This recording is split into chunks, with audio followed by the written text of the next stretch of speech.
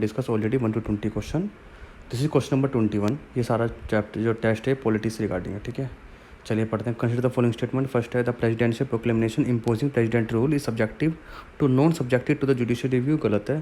Presidential जो rule होता है वो जुडिशियल रिव्यू के अंडर में आता है, तो पहला तो गलत हो गया। State government pursuing the anti secular politics is liable to action under the 356, ये सही है। तो आंसर बच्चों फर्स्ट गलत हुआ, सेकंड सही हुआ। ओनली 2। 22 पे चलते हैं। President rule was never imposed on the Telangana, सही है बिल्कुल, आज तक अभी तक नहीं लगा है। ड्यूरिंग द फाइनेंशियल इमरजेंसी जब होती है तो president may issue direction for reducing the salaries and allowances of the जज and supreme court and high court. जब फाइनेंशियल इमरजेंसी होती है तो प्रेसिडेंट एक डायरेक्शन निकाल सकते हैं कि भाई सुप्रीम कोर्ट के जज और हाई कोर्ट के जजों की सैलरी भी कम कर दी जाए। तो सेकंड हमारे पास सही है, तो ओनली 2 होगा इसका भी आंसर। नहीं, बहुत 1 and 2 हो गए ना, तो इम्पोज तो करा हुआ नहीं ना तेलंगाना के अंदर आज तक अभी तक प्रेसिडेंट रूल नहीं लगा है, सही है। तो ये तो 1 and 2 दोनों आंसर हो गए बच्चों, सी आंसर होगा उसका। क्वेश्चन नंबर 23 पे चलते हैं। Which of the following qualification a person must have the qualify for election of the president. Election president के लिए क्या क्वालिफिकेशन चाहिए? He should be completed 35 years of the age, सही है, 35 साल का होना चाहिए। He should be qualify the election of the member of the Rajya Sabha, गलत है, लोकसभा। जब वाइस प्रेसिडेंट की बात करेंगे तो वहाँ पर राज्यसभा का क्वालिफाई होना चाहिए, ये लोकसभा के लिए। तो सेकंड गलत हो गया। He should not hold any profit of, ये पता ही है आपको, तो 1 and 3 आंसर हो गया बच्चों उसके। विच of the following power does the presidential praising. President के पास कौन कौन सी पावर होती है? एग्जीक्यूटिव पावर भी होती है, जुडिशियल पावर भी होती है, मिलिट्री पावर भी होती है, फाइनेंशियल पावर होती है। चारों पावर है, कोई बड़ी बात नहीं है। 24 का आंसर डी होगा।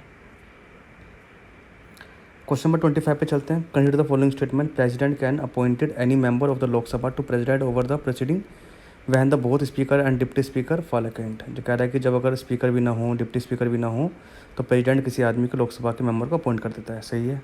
President appoint the prime minister and other minister, ये भी सही है। President PM hold office during the president pleasure, ये भी सही है। तो 1 2 3 आंसर होगा बच्चों से आंसर, ठीक है जी। 23 का आंसर भी आ गया।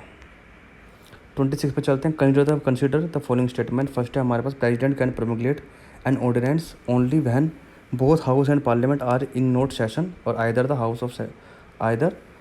Of house of the parliament is not in session. कह रहा है कि प्रेसिडेंट ऑर्डिनेंस जब निकालता है जब या तो दोनों ही हाउस ना हो चल रहे हों या फिर कोई एक ना चल रहा हो, तो ऐसा है, सही बात है।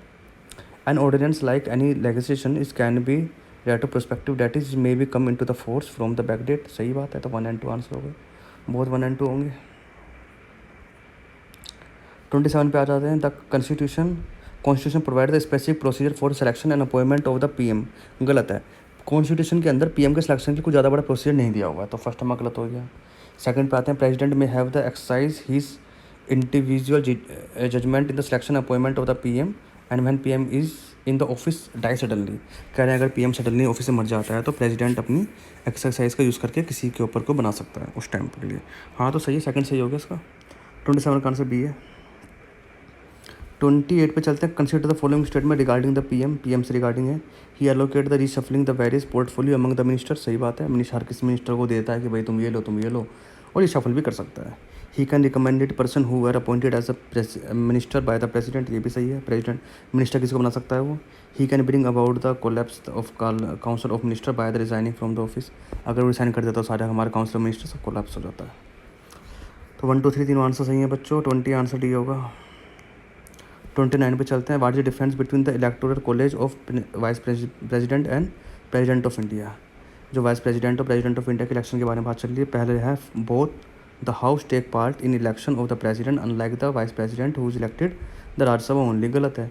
राज्यसभा हो चाहे लोकसभा हो, दोनों के अंदर प्रेसिडेंट हो या वाइस प्रेसिडेंट हो, दोनों के अंदर दोनों लोकसभा के मेंबर्स पार्टिसिपेट करते हैं, राज्यसभा और लोकसभा। तो फर्स्ट तो गलत हो गया। State legislative assembly do not take part in the election of the vice president, ये बहुत सही आंसर है, ये सही है। जब वाइस प्रेसिडेंट का इलेक्शन होता है उसके अंदर हमारे जो स्टेट होते हैं वो पार्टिसिपेट नहीं करती है, लोकसभा और राज्यसभा करती है। जबकि प्रेसिडेंट के अंदर हमारे पास स्टेट लेजिस्लेचर भी करती है, यूटी भी करती है। कौन सी? दिल्ली और दिल्ली करती है, यूटी करती है, स्टेट करती है। और स्टेट और बोथ हाउस होते हैं, लोकसभा और राज्यसभा, इलेक्टेड मेंबर, नॉमिनेटेड नहीं करते, याद कर लो। तो सेकंड सही है, फर्स्ट में गलत हो गया, आंसर 2 होगा इसका। 30 पे आते हैं। Which of the following is the key features of the cabinet committee in the India. Cabinet committee के बारे में चलती, they are not mention in the constitution, बिल्कुल सही है। Cabinet committee extra constitution body है। And the rules of the business of the council of the minister, ये गलत है। तो फर्स्ट तो गलत हो गया। थर्ड सेकंड पे आते हैं, they can not take final decision on the matter refer to them by the cabinet, गलत है। कैबिनेट ने अगर कैबिनेट कमेटी को कोई मैटर सौंप दिया तो फाइनल डिसीजन होता है ये, तो सेकंड तो गलत हो गया। तो नाइदर 1 and 2 होगा इसका answer. Thank you for the watching.